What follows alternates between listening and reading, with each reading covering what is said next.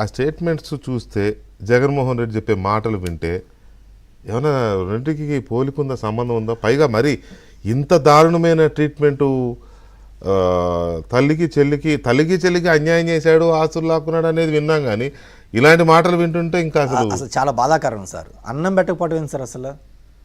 Sir అదే మనం మాట్లాడదాం సార్ మే వన్.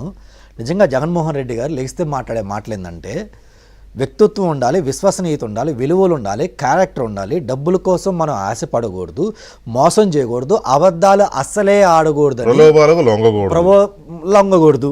ఈ ఎవరు చెప్పారంటే టంగుడూరి ప్రకాశం పంతులో, లేదంటే స్వామి వివేకానందో, లేదంటే పుచ్చలపై సుందరయ్య గారు ఇలాంటి హేమీలు చెబితే అర్థం ఉంటుంది సార్. సాక్షాత్ చెప్పింది ఎవరు? జగన్మోహన్ రెడ్డి. వాళ్ళకంటే ఈయన హేమీ కదా. మరి జగన్మోహన్ రెడ్డి గారి దృష్టిలో అసలు వ్యక్తిత్వం అంటే, విలువలు అంటే, విశ్వసనీయత అర్థం ఉంది సార్. ఎందుకంటే తెలుగు ప్రజలందరికీ ఒక డిక్షనరీ ఉంటుంది, జగన్మోహన్ రెడ్డి గారికి కేఏ పాల్ ఇద్దరికి ఒక డిక్షనరీ ఉంటుంది సార్. సరే, జగన్మోహన్ రెడ్డి గారి డిక్షనరీలు ఏమున్నాయి అంటే చెప్తా సార్. ఎందుకు కలిపే చెప్తా సార్. ఎందుకంటే నిన్న కాక మొన్న కేఏ పాల్ గారు చెప్తున్నారు, తమ్ముడు జగన్ రా మరిద్దరం కలిసి పోరాడదాం. ఎందుకన్నారు సార్?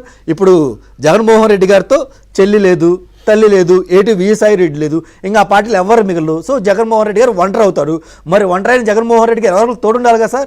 అందుకే కేఏ పాల్ గారు ఏం చెప్తున్నారు, జగన్ తమ్ముడు రా మనిద్దరం కలిసి పోరాడదాం, జగన్ మీద నేను యుద్ధం కూడా ప్రకటిస్తాను, జగన్మోహన్ కోసం యుద్ధం కూడా ప్రకటిస్తాను, ఎవరు ఏమన్నా ఒప్పుకోరని చెప్తున్నారు సార్.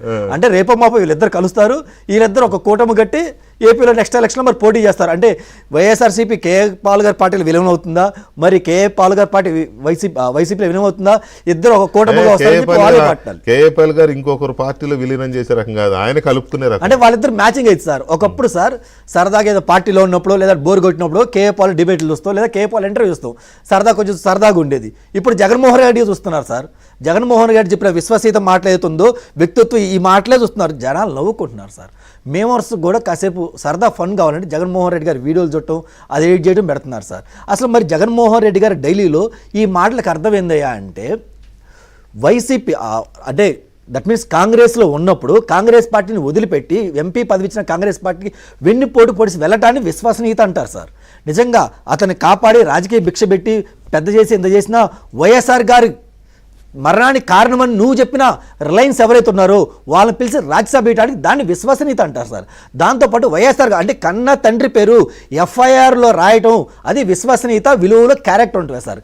దానికంటే ముఖ్యంగా తల్లిని చెల్లిని క్యారెక్టర్ అసాసినేషన్ చేస్తా తిట్టులు తిట్టడం అంటే ఎంత దారుణం సార్. అసలు నిజంగా భయంకరమే బూతులు తిట్టించారు సార్. అంటే అది క్యారెక్టర్, అలాంటి క్యారెక్టర్ ఉన్నారు సార్.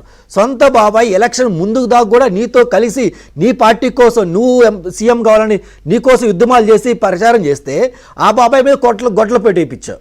అది దాన్ని విశ్వసనీయత అంటే ఇవి ఆయన మనసులో ఉన్న క్యారెక్టరు. ఇంకోటి అంటే ఇది సార్. ఇంకపోతే మా శర్మిలమ్మ గారు విజయసాయి రెడ్డి గారి మధ్య డిస్కషన్ సార్. యాక్చువల్గా షర్మిలమ్మ గారు ఎప్పుడో చెప్పారు సార్, ఏమందంటే అమ్మ ముఖ్యమంత్రి అయిన తర్వాత జగన్మోహన్ రెడ్డి గారు ఫారిన్ వెళ్ళిన తర్వాత అక్కడ ఉన్న ఏదైతే క్రిస్టియన్స్ టెంపుల్ ఉందో అక్కడ చెప్పాను సార్, జెరూసలేం మనం ఆస్తులు పంచుకుందాం, నీకు వాటా రాసిస్తానని చెప్పాడు. నెల రోజులకి. ఎందుకంటే ముఖ్యమంత్రి అయిన తర్వాత ఇంకా ఎక్కువ ఆస్తులు సంపాదించవచ్చు కాబట్టి అందులో మళ్ళీ షేర్ అడుగుతా అని చెప్పి భయపడి ముందే రాసిస్తా అన్నాడు సార్. అది వైసీపీలో ఏమంటున్నారు, మా అన్న ముందే రాసిస్తా అన్నాడుగా, ముందే ఎందుకు రాసిస్తాడు? జగన్మోహన్ రెడ్డి పిచ్చోడా? జగన్మోహన్ రెడ్డి గారు పిచ్చోడు కాదు కదా. ఎందుకంటే మళ్ళీ ఆస్తులు ఏమైనా పెరుగుతాయి వాడాడుతారు అందుకన్నా సార్. ఇంకోటి సార్, ఆ రోజు వైఎస్ఆర్ గారు బతుకున్నప్పుడు జనరల్గా సార్ చాలామంది పెద్దలు చెప్తారు సార్, విజయమ్మని అలాగే జగన్మోహన్ రెడ్డి గారిని అలాగే షర్మిలమ్మని ముగ్గురు ఒక క్యూలో నించోబెట్టి వైఎస్ఆర్ గారికి మీరు ఎవరంటే బాగా ఇష్టం సార్ అని వైఎస్ఆర్ గారు అడిగితే, నాకు నా బిడ్డ అంటే ఇష్టం, నా బిడ్డ తర్వాత నా భార్య అయినా అందరూ చెప్తారు సార్. అంటే అంత ఇష్టంగా పెంచుకున్నారు సార్, అంత బాగా చూసుకున్నారు సార్. ఇప్పుడు చెప్పిన సుబ్బారెడ్డి స్టోరీ చెప్తున్నా సార్.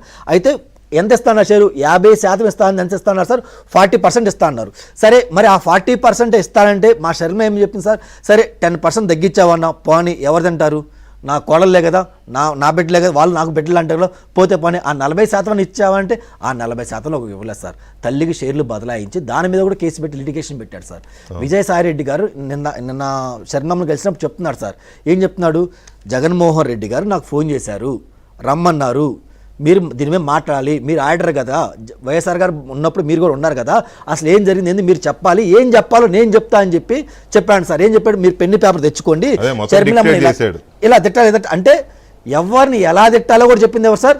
జగన్మోహన్ రెడ్డి గారు. ఇందాక మీరు ఒక మాట అన్నారు సార్, బాబు గారు తిట్టారు వాళ్ళ భార్య.